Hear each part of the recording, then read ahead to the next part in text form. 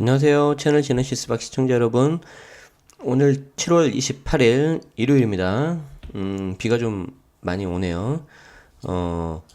오늘은 방송을 제가 좀 늦게 시작을 했는데, 이유는 원래는 제가 오늘 아침에 일어나서 새벽에 동해 바다를 보려고 가려고 했으나, 이쪽도 비가 좀 오고 또 가려고 하는 그 강원도도 비 소식이 있어서 이거 좀 힘들 것 같다 해서 좀 잤어요.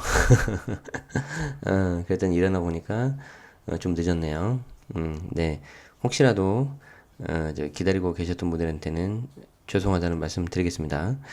원래는 제 계획이 동해 멋진 바다를 딱 배경으로 해서 사진을 찍어서 유튜브 그 커뮤니티에 올려드리는 게 목적이었는데, 그래서 죄송합니다. 오늘 방송을 좀 늦게 올려드리겠습니다. 라는 게 목적이었는데, 비도 오고 늦잠 자고 그래서 이렇게 됐습니다. 토요일하고 일요일은 조금 약간 시간이라든가 포맷에 있어서는 좀 변경될 수 있다는 점 미리 말씀드리도록 하겠습니다. 그리고 제가 이제 얼마 전에도 블로그에도 글을 한번 썼는데, 이걸 이제 계속 이렇게 하고 있어요. 저도 이제 나름 의미가 있고 좋아서. 근데 월화수목금은 이제 저도 이제 막 가급적 출근할 때 보시게 해드리려고 하는데, 토요일, 일요일은 이제 그런 것도 좀 그렇고, 이게 좀 계속 똑같이 가는 것보다 이제 약간씩 변화 줘도 괜찮을 것 같다는 생각이 들어서, 아무튼 구상 중에 있습니다. 당장 어떻게 바뀐다는 건 아니고요. 아무튼 중요한 건 꾸준하게 그리고 도움되는 정보를 드리도록 하겠습니다. 자, 오늘 제가 본 기사에 대해서 몇 가지 좀 설명드릴게요. 죄송합니다. 자, 보도록 하죠. 자, 직장인 보면은 오케이. 이건 어제 본 기사고,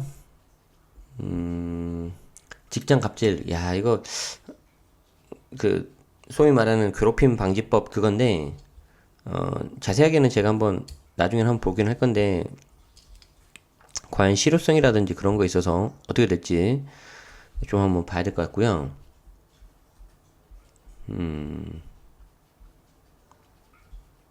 뭐 이런 거 별로 믿진 않아요. 소통 접수 높은 기업이 어딘지 이런 게 더 재밌었던 것 같아요. 퇴근 후 직장인들이 동료 앞으로 가는 이유. 자, 이거 한번 잠깐 간단히 볼게요. 간단히. 자, 이거 좀 재밌어서 그래요. 자, 퇴근 후 직장인들이 동료 앞으로 가는 이유는 뭐냐? 자, 오케이. 한번 볼까요? PC가 너무 많이 느려졌다. 자, 오케이. 지하철 1, 6호선 동묘 앞 역과 창신동 문구완구 시장 사이 작은 골목에는 인쇄소가 모여있다. 그쵸? 그런데 이곳 골목 분위기가 어울리진 않지만 젊은 직장인들이 퇴근 후 찾아가는 동묘 가라지와 동묘 마케트가 있다. 동묘 가라지는 동대문 야시장 상인들, 저도 동대문 도깨비 시장 많이 가는데 이름난 피자를 파는 곳으로 유명하다. 동묘 마케트는 맥주부터 와인까지 셀프로 즐길 수 있는 장소다. 오호. 이거 보니까 또 오늘 밤 한번 가보고 싶네. 자, 특히 이달 초 가 오픈 중인 동묘 마케트에서 박상현 사장을 만났다. 대학교 졸업을 하고 수제맥주 스타트업에서 직장 생활을 시작한 그는 2년 반 정도 일한 회사를 떠나서 익숙한 동네인 동묘 인쇄골목으로 들어왔다는 거죠. 그래서 여기에서 동묘 가라지를 오픈했고, 지금 거리에 동묘 마케트라는 매장을 오픈했는데, 그 이유는 자신감 때문에, 자신감 때문에. 자, 그럼 무슨 자신감 때문이냐? 자, 주말에 이곳을 찾는 사람들이 늘어나는데, 동묘를. 트렌디한 식당이나 술집이 없었기 때문에 투자비와 고정비 부담을 낮춘 창업을 시도하면 정호도 망할 것 같진 않았다. 야, 이 말 방금 되게 중요한 거 나왔어요. 중요한 거. 그러니까 일단 인지도가 높아져서 이쪽으로 오는 유동 인구가 늘어났다는 게 하나 캐치를 했고, 여기에서 상대적으로 이 젊은 사람들, 특히 젊은 직장인들이 눈높이가 많아졌을 거 아니에요. 높아졌을 거 아니에요. 그런데 여기는 그런 가게가 별로 없으니까 내가 그런 가게까지는 아니더라도 유행하는 그런 프랜차이즈 그런 것까지는 아니더라도 조금만 내가 시설을 좋게 해가지고 하면은 괜찮겠다라는 생각으로 왔다는 거죠. 괜찮죠. 그리고 이제 여기가 이제 본인이 태어나고 자란 곳이라서 이제 또 두 번째 성공 요인이네. 어떻게 보면 본인이 잘 아는 걸로 해야죠. 아는 거를. 어릴 때 아버지가 사왔던 TV나 전자기, 특히 불법 캐트리지 게임 소프트. 아, 여기 서울은 동묘였구나. 이제 저는 이제 어렸을 때 이제 저 지방이라서 지방은 또 저는 제가 있었던 곳은 다른 곳이었거든요. 그래서 매년 생일날 아침이 되면 할머니께서 동묘 앞 문구 완구 시장으로 불렀던 곳이다. 자, 이래서 좀 이렇게 다른 생각을 가지면 또 이렇게 창업의 기회를 가질 수 있는 것 같아요. 이제 물론 여기도 또 이렇게 계속해서 인기가 높아지면은 또 거대 자본이 들어오고 그러면은 기존에 있던 사람들도 쫓겨날 수도 있는 그런 젠트리피케이션이라고 하나요? 그런 게 될 수도 있는데 거기까지는 아닌 것 같아요. 그래서 좀 안타깝지만 그렇게는 안 되면 좋겠고요. 자. 어린 시절에 대한 기억을 가지고 계신 어르신들이 오셔서 개인적으로는 참 좋다고 하는데 어려움도 있었대요. 당연하죠. 텃세까지는 아니지만 꾸준하게 기존에 계셨던 분들이 누군가 갑자기 들어와서 하겠다면은 아무래도 불안하죠. 아까 제가 말했던 그런 게 있을 수도 있으니까. 그렇지. 안정화된 자신의 일상에 외부적 요인으로 인한 변화나 불편이 생긴 일이니 당연하다고 생각한다. 지금은 모두가 그렇게 생각하고 있는데 말씀드린 것처럼 이런 기사가 나가고 나면 이제 좀 그런 게 더 많아질까봐 조금은 걱정돼요, 저도. 첫 번째 매장인 동묘 가라지는 10평 규모인데 1년 정도 운영했고 매출은 월에서 1에 2천에서 3천. 신규 단골 비율이 조금 더 높네요, 6대 4로. 자, 예비 창업자를 위한 조언. 어떤 창업을 준비하든지 모두 비슷하다고 생각한다. 동묘 지역으로 특징으로 인한 주의점. 부동산이 잘 안 나온다는 거죠. 물건 자체가. 그리고 전체 규모가 큰 지역은 아니지만 한 블록 내에서도 소비 패턴과 대상이 나뉘니까 직접 시장 조사를 세심하게 해야 된다. 이건 뭐 어느 경우든지 똑같겠죠. 오케이. 그래서 이제 동묘 골목을 좀 활성화시키고 새로운 창업자들이 모아져서 이렇게 좀 박상현 거리로 만드는 게 목적이다. 그래요. 좋아요. 자, 그래서 이런 것도 또 창업 관련된 분들 생각하실 수도 있을 것 같아서 한번 제가 소개 드려봤고요. 오케이. 유튜브 키워드는 어우 막 제목만 봐도 핫해 요즘에. 박서준 유튜브 채널 개설했다. 연예인들도 막 이제 들어온다는 거죠. 유튜브 100만 구독자 달성에 골든 버튼 받은 아이유. 이게 점점 이렇게 기존하고 좀 많이 달라졌어요. 그쵸? 마리텔 V2 유튜브 그 초통용 도티 유는 나하은 지상렬과 생방송 출격. 이제 이거 보면 어떤 느낌이 드세요? 기존에는 막 신규 진입자들 막 춘추 전국 시대 때면 점점 이게 이제 막 거대 자본 또는 연예인 막 이런 쪽으로 좀 개편된다는 느낌이 들죠. 그래서 하시려면 빨리 해야 된다. 제목들이 다 이런 거예요. 이런 거 지금. 이런 거고요. 뭐 보람 튜브는 계속 나오고 있네요. CNN까지 나오네요. 자, 그래도 나는 꿋꿋이 해보겠다. 라는 분을 위해서 제가 이 기사를 소개해 드리도록 하겠습니다. 유튜브는 내 삶의 원동력이다. 세대 아우르는 유튜브 열기. 자, 이거 한번 볼게요. 오케이. 자, 세대 아우르는 유튜브 열기. 혹시 좀 전에 이상한 소리가 났나요? 저희 애가 밖에서 막 이상한 소리 내고 좀 놀고 있는 거라서 들렸다면 죄송합니다. 자, 6살 보람이부터 73살 박막내 할머니까지. 이 박막내 할머니 아시죠? 아, 발음이 좀 안 되네. 저 이분 최근에 책도 봤는데 너무 좋았어요. 그냥 왠지 모르게 그날 서점에서 좀 봤는데 앞에 그 할머니 인생에 대해서 나왔는데 너무 막 감정이 막 이입이 돼가지고 막 슬픈 거예요. 막 눈물이 나오고 가지고 그냥 책을 사서 이제 집에서 봐야겠다 해서 사는데 좋았어요. 그래서 한번 추천드리고요. 시작한 지 3개월밖에 안 됐지만 이게 삶의 원동력이다. 자, 2019년 서울 1인 방송 미디어쇼. 야, 이제 이런 것도 나오는 거죠. 이제 유튜브 하니까. 어, 서울 머니쇼에 올해 제가 강의를 했는데 나중에는 서울 1인 방송 미디어쇼에서도 한번 강의를 할 수 있는 그날이 오면 좋겠네요. 60대 유튜버 뜰안의 풍경은 스마트폰으로 자신의 채널을 자랑스럽게 보여주면서 이렇게 말했다. 야, 이거 어떤 느낌인지 저 조금 알 것 같아요. 저도 아직 지금 되게 미약하지만 구독자 수 점점 늘어나고 얼마 전에 또 2,000명이 됐잖아요. 그리고 막 계속해서 좀 조회수가 늘어나면 뭔가 좀 뿌듯하더라고요. 이게 어, 지금은 저는 뭐 광고 수익도 없어요. 그러는데 이걸 통해서 내가 한 사람이라도 이 내 방송을 통해서 안내도 낼 세금을 줄인다. 그리고 내가 어떤 제2의 인생을 사는 데 있어서 뭔가 방향을 잡았다.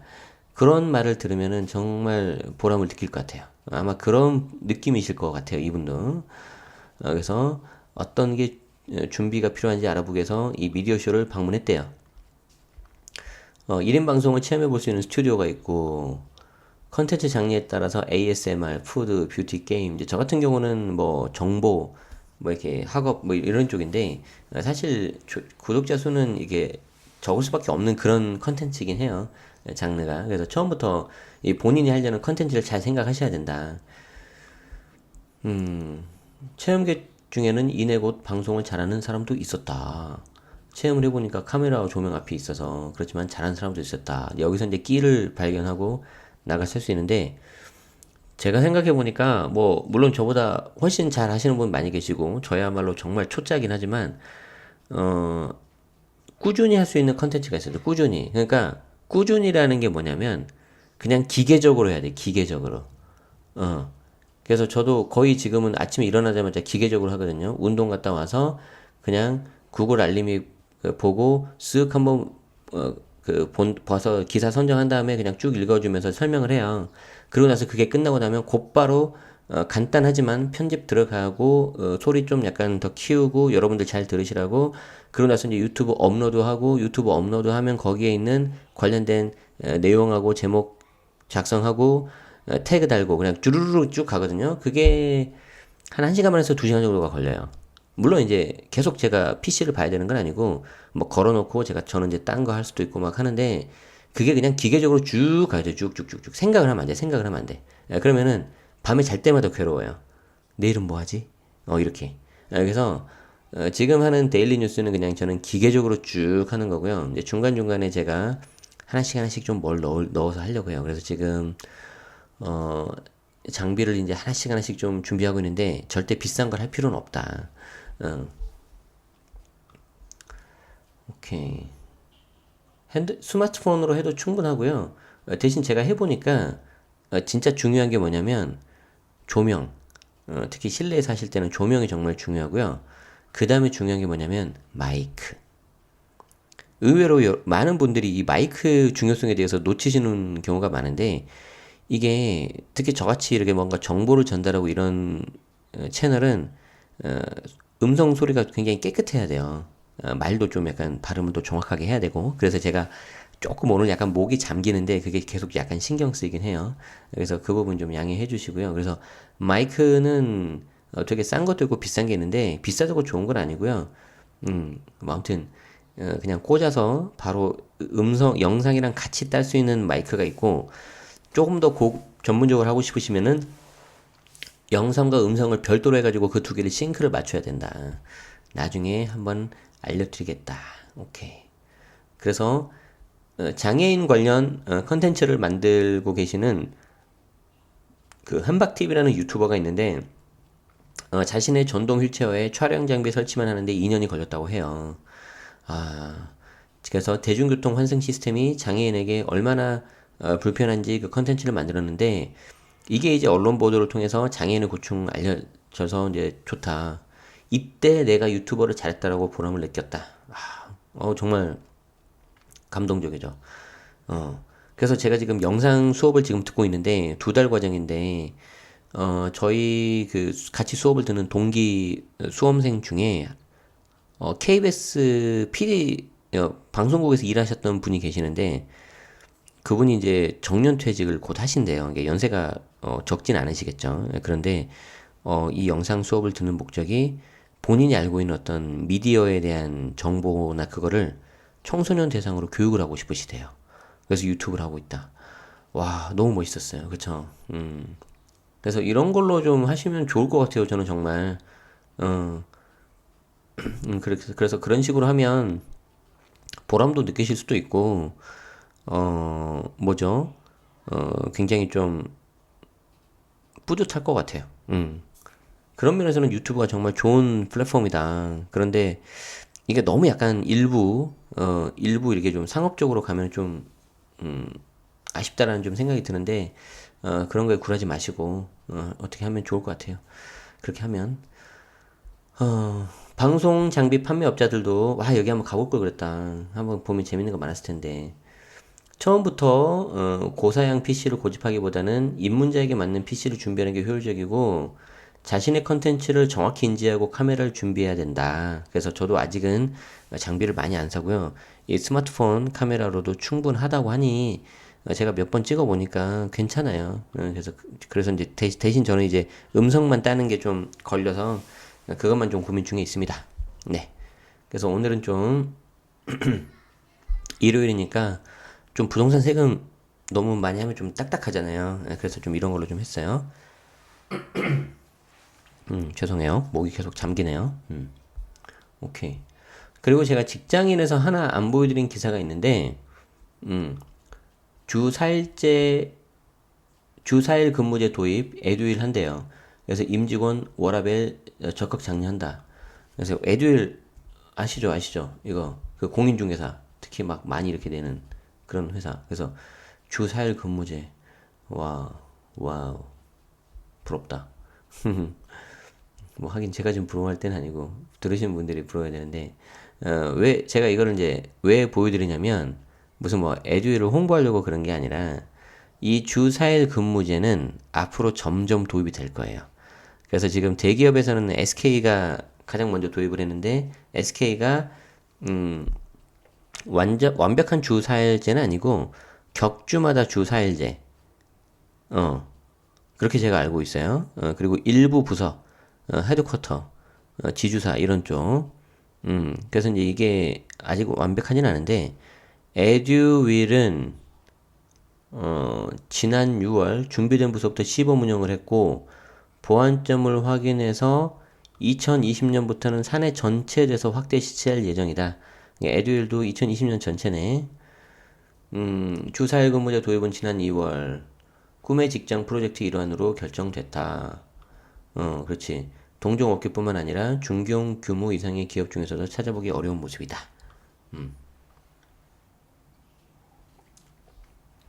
그래서 이런 게 앞으로 더 많이 늘어날 거다. 그래서 직장인들 중에서 막 사정이 다 다르잖아요. 모든 사람이 직장 다니다가 그만둬야 되고 뭐 그래야 되는 거 절대 아니에요. 그리고 특히 유튜브 뭐 그런 거 좀 하시다가 나 이제 이걸로 전업해야지 하시면 오히려 스트레스 받을 수 있어요. 그러니까 저는 늘 말씀드리지만 직장을 다닐 때 그 다음에 대해서 좀 미리미리 준비를 하시라는 그런 거였는데 그런 면에서 이렇게 주 4일제가 도입이 되면 굉장히 이제 좋아지죠. 그래서 과거에 토요일도 일했었잖아요. 근데 토요일을 쉰다고 했을 때 사람들이 막 되게 당황했잖아요. 그럴 때 어떻게 했죠? 토요일을 오전 근무만 먼저 했어요.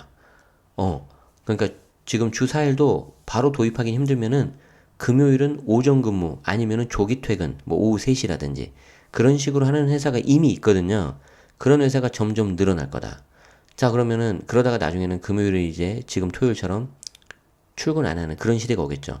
자, 그러면 4 플러스 3이잖아요. 그 정도 되면 여러분들이 충분히 뭐 유튜브가 됐든 다른 창업이 됐든 제2의 인생을 준비하는 데 있어서 충분하다, 시간이. 그렇기 때문에 아무튼 현명하게 잘 선택하셔서 이 직장을 레버리지 삼아서 하시도록 하고요. 그래도 어떻게 하는지 잘 모르겠어요. 그러면은 나중에 제네시스가 공지하는 직장학 개론을 한번 들어봐라. 나중에 제가 해볼게요. 오케이. 이미 한번 했어요. 그래서 이제 거기에 대해서 좀 저도 생각하고 있고요. 내년부터는 더 많이 할 것 같아요. 자, 나머지 역세권 소형 4차 산업, 양도소득세 여러 가지 제가 쭉 봤는데요. 요거 정도 보시면, 될 것 같아요. 어, 개정세법에 대한 건데, 2019년 개정세법안 뜯어보기 해가지고 알아둬야 할 10가지. 정리가 나름 잘 되어 있어서, 제가 기사 링크는 당연히 드리니까 기사는 꼭 보시고, 어, 간단한 거 몇 개만 좀 이게 살펴보도록 할게요. 10개 다 보기엔 좀 시간이 좀 오래 걸려서. 오케이. 자, 홀로 일하며 배우자 부모 부양한 며느리 사이도 근로장려금 준다. 그러니까 근로장려금이라고 있는데 이게 이제 헛벌이 가구, 헛벌이 가구, 그러니까 혼자 버는 경우에는 총 급여액이 300만 원 미만인 배우자나 부양자녀 또는 생계를 같이 하는 70세 이상 부양부모가 있는 가구가 해당되고요. 이때 70세 이상 부모 부양을 70세 이상 직계 존속 부양으로 수정해서 배우자의 부모도 부양가족으로 인정받을 수 있게 했다. 그래서 최소 지급액도 현행 3만 원에서 10만 원으로 상향되고 그래서 근로장려금이라는 거는 내가 일을 이제 회사를 그만두면 이게 처음에는 막 뭘 하려고 해요. 그런데 이제 동기부여가 안 되고 막 주변 힘들면은 에이씨 나 이제 일 안 해 이렇게 된단 말이에요. 그래서 다시 일을 하거나 그러면은 내가 얼마를 돈을 지원해 줄게라는 게 이제 근로장려금 그런 건데 이때 대상이 어 생계를 같이 하는 70세 이상 부양부모가 있는 가구인데 이 부모 부양이 자기 본인 위에였단 말이에요. 직속. 그런데 이거를 직계 존속으로 바꿔서 배우자 부모를 모시고 네가 일을 해도 주겠다라는 거죠. 그러니까 무슨 말이냐면 지금까지는 너의 직속 부모님만 해당되는데 그게 아니라 뭐 장모님을 모시고 살든지 아니면 친정 엄마 그 시아버지를 모시고 사는 경우에도 배우자의 부모도 이렇게 하면은 내가 지원해주겠다라고 되는 거예요. 그래서 사실 막 그런 거 있죠. 며느라 이제 너는 우리 식구니까 내 딸 자식이다. 라고 이제 뭐 시아버지 시엄마는 며느리를 내가 내 자식으로 받아들이는데 세법에서는 그렇게 받아들이지 않았다는 거죠. 이해되시죠? 그래서 잘 고친 거죠. 이렇게 돼야죠. 오케이. 경력 단절 인정 기간을 10년에서 15년으로 늘리겠다. 그래서 경력이 있더라도 계속해서 이제 취업을 활성화 위해서 여성의 취업 활성화 위해서 이런 걸 해주겠다. 50세 이상 연금 계좌 최대 1,200만 원까지 세액 공제 해주겠다. 현재 400만 원에서 600만 원까지 연금 계좌 세액 공제가 금액이 확산이 되네요. 퇴직연금까지 합산한 한도는 700에서 900만 원 늘어나고 다만 총급여가 너무 많으면 안 된다. 그런데 저는 연금 안 해요. 왜냐면 연금 생각해보세요 여러분. 연금 계좌를 내가 넣으면 처음에 세액공제를 해주고 나면 소득공제를 해주죠. 좀 이상하다고 생각 안 들어요? 아니 우리는 기분이 좋은데 상대방 입장에서 생각을 해보라고요. 금융기관이라든지 정부 입장에서 금융기관이라기보다는 정부지. 왜 해줄까? 간단해요. 연금 과세 자체가 체계 자체가 그렇게 생겨 먹었거든요. 그러니까 대부분은 내가 돈을 벌고 나중에 그걸 팔거나 그 돈을 내가 받으면 내가 세금을 내는 거죠. 근데 연금은 반대로 처음에 내가 돈을 집어넣으면 그때부터 세금을 뱉어줘요. 그리고 나중에 내가 받을 때 세금을 내는 구조예요. 그래서 이게 약간 조삼모사 이 성격이라는 거죠. 그래서 이거 내가 넣고 지금 내가 좀 세제 혜택을 받고 나중에 돈값이 떨어지더라도 그거 내가 받으면서 내가 거기에 또 세금까지 뜯기겠다, 내겠다라고 생각하시면 괜찮아요. 그런데 저 같은 사람은 뭐야 그거 내가 그냥 지금 굴릴 거야. 그리고 나는 소득을 계속해서 벌 수 있는 그런 구조를 만들 거야 라고 생각하는 사람이기 때문에 이런 거 잘 안 해요 저는. 그래서 상황에 맞게 하셔야 된다. 15년 노후차를 신차로 바꾸면 금액도 깎아주고요. 자, 신용카드 소득공제 3년 더 늘어나는데 이거 야 이제 정부도 힘들어졌어요. 무슨 말이냐면 이 신용카드 소득공제 이거를 원래 했던 취지가 뭐냐면 직장인들을 위하는 게 아니고 이 개인 자영업자들이 다 이제 현금 받고 매출 누락을 하니까 야 이거 카드로 좀 잡게 해서 카드를 긁게 해서 잡아야겠다 해서 한 건데 지금 카드 사용률이 엄청 높아졌죠. 막 단돈 1,000원, 2,000원도 그냥 다 카드로 하잖아요. 체크카드로 하고. 그렇기 때문에 이 법의 취지 자체는 이미 다 달성을 했어요. 그래서 안 해도 되는데 이제 이걸 없애려고 했더니 직장인들이 너무 이제 반발이 센 거죠. 와, 그래서 이거 도저히 안 되겠네. 그래서 지금 계속 늘어나요. 계속 늘어나. 어. 자, 그래서 이게 좀 정부 입장에서 약간 이제 진퇴양난이 됐다. 이미 달성은 했는데. 그런데 한 가지 재밌는 게 이제 제로페이라고 있는데 얘 소득 공제율은 40%나 해준대요. 그래서 기존에 신용카드 15, 현금 영수증 체크카드 30인데 제로페이를 쓰면 40% 해주겠다. 그래서 제로페이를 많이 써라라고 이제 하는 게 이제 목적이라는 거죠. 오케이, 참고하시고. 자, 국내 해외 주식 합산소득 마이너스면 소득세 빵. 오케이, 뭐 이제 이런 게 손익통산 인정된다. 국내 유턴하면 소득세 50% 감면해주겠다. 이 말은 국내 유턴을 얼마나 안 하고 있으면 그죠? 자, 그리고 이거는 우리가 본 거죠? 어, 상가 겸용주택, 주택 부분에만 세제 혜택. 이거는 우리가 충분히 봤고, 요거 그림 정도 보시면은 어떨까 싶어요.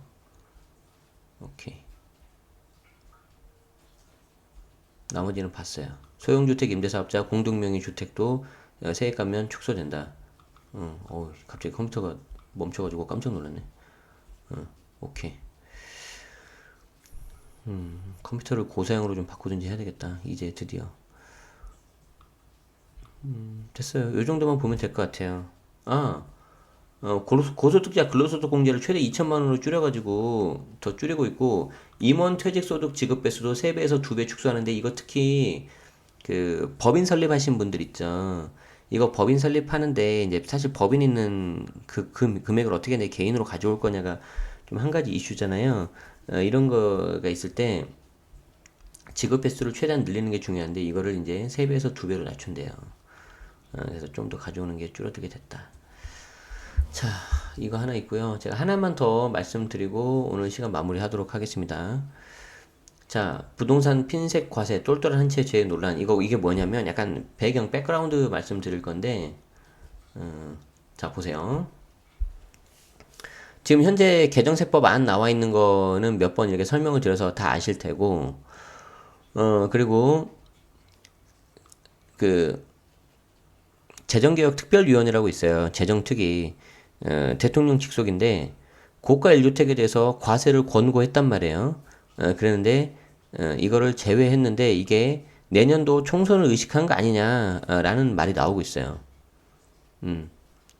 자, 무슨 말이냐면 주택 여러 채를 소유한 임대사업자와 수도권 주택 보유자, 고가 상가 주택 보유자 등을 겨냥한 핀셋 과세다. 이게 딱 이렇게 찝어가지고 했다잖아요. 지금까지 나온 세법 개정안을 보면 그죠? 이제 내용 다 아실 거예요. 다만 똘똘한 한 채로 불리던 고가 1주택에 대해서는 재정특위의 권고에도 불구하고 과세를 손질하지 않았다. 구체적인 기준 정립이 안 된 데다 총선을 앞두고 있는 만큼 손을 대기 쉽지 않았던 것으로 풀이된다는데 이거는 이 해당 언론사의 생각이죠. 그러니까 기준 정립이 안 된 거는 팩트일 수는 있어요. 그런데 정말 총선을 의식하고 안 건드린 건지 그런 건지는 정부밖에 몰라요. 그래서 이런 거 기사 보실 때는 좀 조심하셔야 되는데 뭐 저도 개인적으로는 약간 그런 부분이 없지 않아 있다고 생각은 합니다. 그렇지만 추정이다, 추정.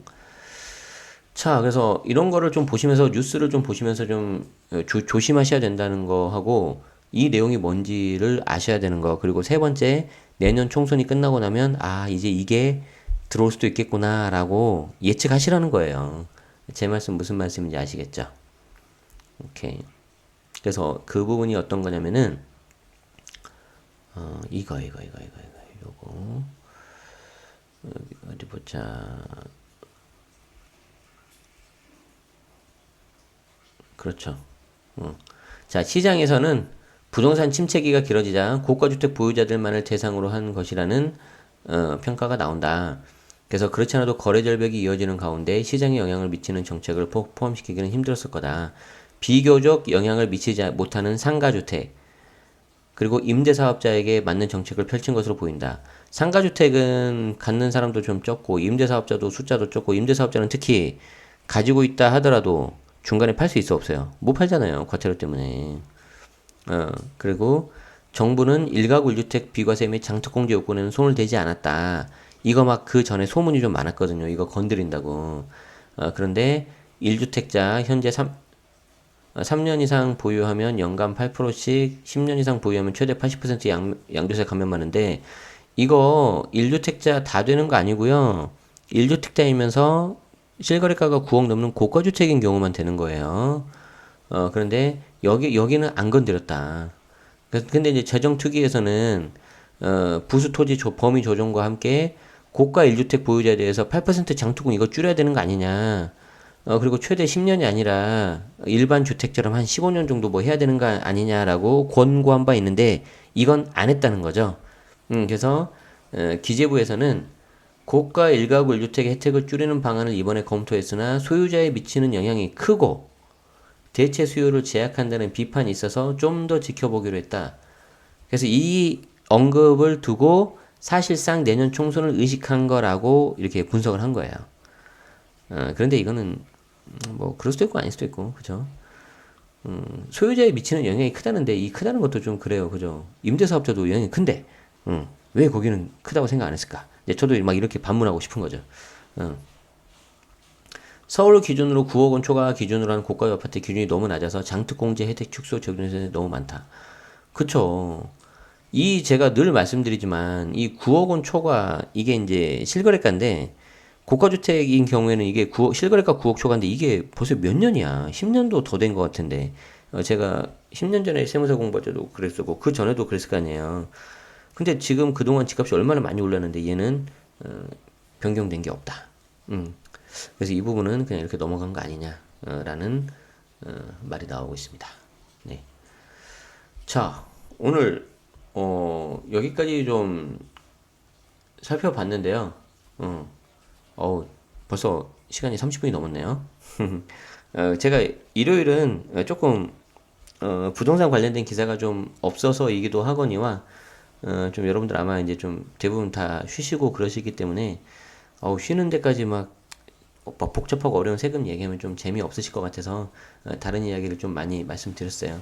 그래서 유튜브 같은 거에 관심 있으신 분들은 좀 그런 것도 좀 참고하시면서 보시면 좀 좋을 것 같고요. 앞으로도 이제 중요한 거는 이런 걸 보면서 이 트렌드를 파악하시는 게 되게 중요해요. 그래서 이제 그런 거를 좀 보시면서 한번 잘 남는 시간도 여러분들이 잘 해보시고 하면 좋을 것 같다. 자, 그래서 오늘 방송은 여기까지고요. 자, 오늘 일요일인데 제가 좀 계획이 틀어져서 예정 시간보다 이렇게 좀 방송 늦어지고 그런 거는 양해 말씀 드리겠습니다. 자, 그거는 좀 양해 말씀 드리고, 자, 비가 그새 또 많이 내리기 시작하네요. 역시 안 가길 잘했어요. 다음에 가길 바라고, 혹시 피서지에 계신 분들은, 비 오늘 낮까지가 좀 고비라고 하니까 물 조심하시고, 그러시기 바랍니다. 자, 이제 본격적인 여름 휴가철인데 여름 휴가철이어도 제네시스 데일리 뉴스는 계속해서 올려드리도록 하겠습니다. 자, 오늘 하루도 비가 오지만 행복하게 보내시고요. 소중한 자기 자신을 더 사랑하시고 그런 시간이 되면 좋겠습니다. 네, 오늘 방송 여기서 마치겠습니다. 고맙습니다.